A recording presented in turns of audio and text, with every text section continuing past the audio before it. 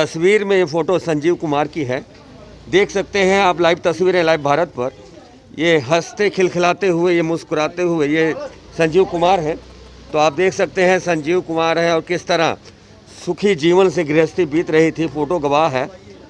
लेकिन होनी और अनहोनी को कौन टाल सकता है। तो देख सकते हैं आप संजीव कुमार की ये फ़ोटो है। अब हम आपको दिखाते हैं संजीव कुमार के साथ जुड़ी आज की सच्चाई। जी हाँ, ये जो लोग यहाँ पे खड़े हैं, आज उनकी मौत हो गई है और मौत के पीछे हाइपरटेंशन, चिंता और सबसे बड़ी बात कि परिवार को चलाने के लिए जिस कंपनी में वो नौकरी किया करते थे, उस कंपनी ने उनसे ज़बरदस्ती इस्तीफ़ा ले लिया, ऐसा परिजनों का कहना है। हम आपको दिखाते हैं, ये घर है और इस छोटे से घर में देख सकते हैं खुशियाँ हुआ करती थी, किस तरह रुदन है। आप देख सकते हैं लाइव तस्वीरें लाइव भारत पर। तो ये घर है और ये घर है और देख सकते हैं आप सुखी सुखी ये घर देख सकते हैं और डेड बॉडी पड़ी है। परिजन विलाप कर रहे हैं, पत्नी है और घर के सभी लोग हैं, माँ है। बच्ची कितने साल की है इनकी? बच्ची 3 साल की बच्ची है। और सबसे बड़ी बात, मौत की वजह हाइपरटेंशन। जी हाँ, कंपनी ने जवाब दे दिया तो रोजी रोटी का सहारा छिन गया, यार दोस्त भी यही कहते हैं। और सबसे बड़ी बात कि पुलिस में कंप्लेन हो चुकी है थाना मोहकमपुरा में। और अब इस घर का सहारा कौन? सबसे बड़ा सवाल, इस घर का सहारा कौन? अब देख सकते हैं लाइव तस्वीरें लाइव भारत पर। हमने आपको बताया कि लॉकडाउन के दौरान आर्थिक मंदी से पूरा विश्व गुजर रहा है, लेकिन इस परिवार का तो घर का लाल ही उजर गया।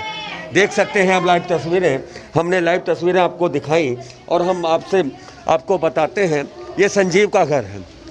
तो संजीव अपने परिवार की खुशियों के लिए नौकरी किया करते थे, लेकिन उन्हें जॉब से ज़बरदस्ती, और किस कंपनी में वो काम करते थे हम ये भी जानेंगे और उनके परिवार वालों उनसे बात भी करेंगे। पहले आप देख सकते हैं। जी हाँ, तो ये है संजीव के पार्थिव शरीर को बर्फ़ लगाने के लिए ले जाया जा रहा है। उनके कुछ दोस्त होंगे, हम उनके दोस्तों से भी जानेंगे और उनसे ये भी हम जानने की कोशिश करेंगे कि आखिर संजीव कैसा। सर, संजीव के आप दोस्त हैं? बिल्कुल सर, मेरा बचपन का फ्रेंड था, मेरे साथ क्लासमेट था सर वो। जॉब आपके साथ तो नहीं कर रहा था? नहीं, मेरे को जॉब लगवाई थी सर उसने। अच्छा, बिल्कुल सर। तो जब उनकी मौत की खबर आपको मिली तो क्या पता चला कि मौत? सर, कल मेरी बात हुई है 12 बजे के आसपास उससे। जी। तो मेरे को बोला गया कि अमन, मैंने बोला कि कोई बात नहीं, टेंशन मत लें या कुछ भी है। तो उसके बाद रात को सुबह, मेरा घर पास में ही है, मेरा क्लासमेट भी था, एक साथ ही पढ़ते रहे।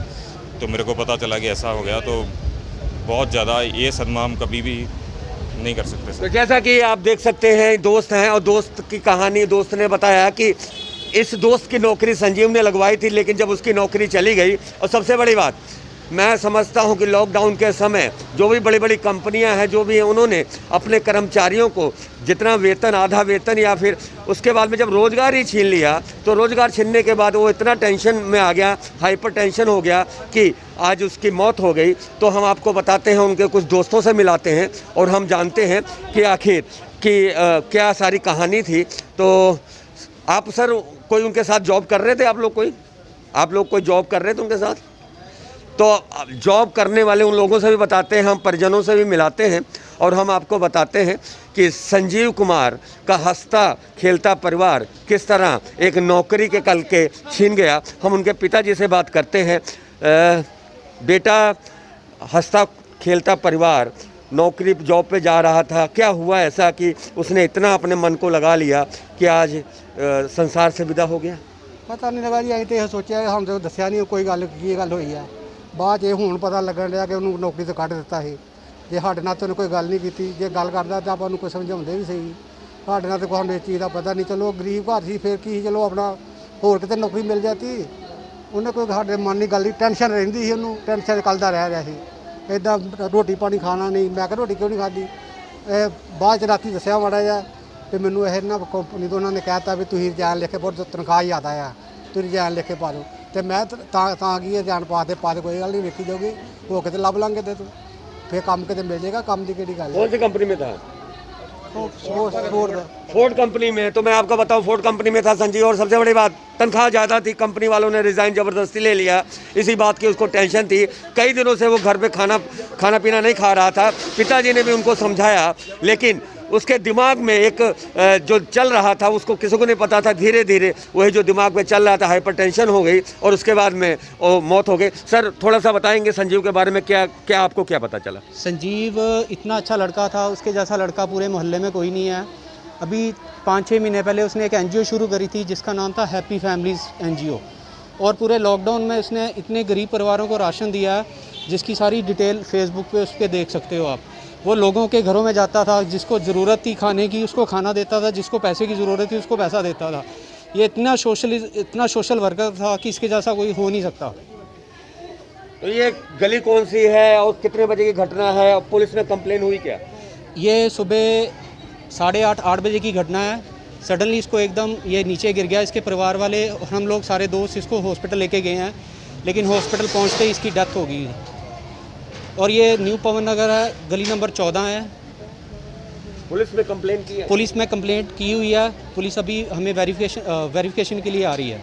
तो सबसे बड़ी बात है कि संजीव ने आखिर, मैं समझता हूं कि लॉकडाउन, कोरोना और कर्फ्यू के बीच में एक और जान गई। जी हाँ, ये जान गई क्योंकि कंपनी ने इनसे ज़बरदस्ती रिज़ाइन ले लिया, इस्तीफ़ा ले लिया। जैसा कि पिताजी का कहना है, दोस्तों का कहना है और भी परिजनों का कहना है कि तनख्वाह ज़्यादा थी, कंपनी वालों ने छटनी करनी थी, इनसे ज़बरदस्ती इस्तीफ़ा ले लिया। और ये फोर्ड कंपनी थी, बड़ी कंपनी है, देश में बड़ी कंपनियों में इनका नाम है, लेकिन जिस तरह से उन्होंने इस्तीफ़ा ले लिया, इस्तीफ़े के बाद में इनको टेंशन हुई, हाइपरटेंशन हुई और आज सुबह इनकी मौत हो गई। तो ये न्यू पवन नगर से कहानी थी संजीव की। और सबसे बड़ी बात कि लॉकडाउन के दौरान एक और मौत हुई है, और मौत का कारण केवल कोरोना और कर्फ्यू, लॉकडाउन और कंपनियों की ये जो जलालत भरी जो उनका काम है, कंपनियों ने जिस तरह से कदम उठाया और उससे ज़बरदस्ती इस्तीफ़ा ले लिया और इस पूरे परिवार में, इस घर में मातम फैल गया। तो कहीं ना कहीं संजीव के मौत के जिम्मेदार कंपनी वाले हैं।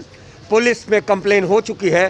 पुलिस जांच में क्या होता है ये आगे आने वाला वक्त बताएगा, लेकिन लाइव भारत सबसे पहले आपको बताता है कि हंसते खेलते परिवार की, हंसते खेलते संजीव की ज़िंदगी ली कोरोना, कर्फ्यू और कंपनी ने। संजीव को संजीवनी देने के बजाय कंपनी ने उसे ऐसा मीठा जहर दिया कि उस मीठे जहर की वजह से आज संजीव दुनिया में नहीं है। घर वाले विलाप कर रहे हैं, पूरा मोहल्ला इकट्ठा है, लेकिन कुछ भी हो संजीव वापस नहीं आ सकता। और सबसे बड़ी बात, संजीव की छोटी बेटी अब अपने पापा को हाथ पकड़कर बाज़ार घूमने नहीं जा सकती। तो ये कहानी है, दर्दनाक कहानी है कोरोना और कर्फ्यू और कंपनी के बीच में। तो मेरे ख्याल से शर्म आनी चाहिए ऐसी कंपनियों को जो अपने कर्मचारियों के सुख दुख में साथ नहीं देती, ज़बरदस्ती रिज़ाइन लेकर उन्हें मौत के मुंह में छोड़ देती है। तो ये थी लाइव भारत की स्पेशल रिपोर्ट। देखते रहें लाइव भारत। जय हिंद, जय भारत।